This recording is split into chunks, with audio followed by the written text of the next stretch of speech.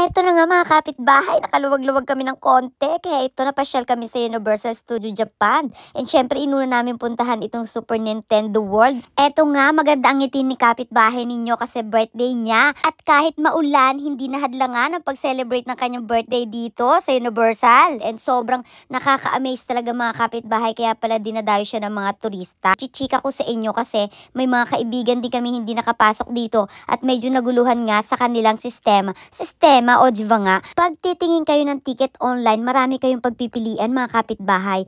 Ang mamahal niya. And may nakalagay pa doon na Express Plus Nintendo World, may ganong anik. Papaisip tayo na may bayad, pero wala po. Basta ang kunin nyo lang po, yung isang lapad mahigit yun or umaabot ng 8,000 pag walang mga holiday ata sila. Pero ride all you can na po yun. Download nyo lang po sa apps yung Universal Studio Japan.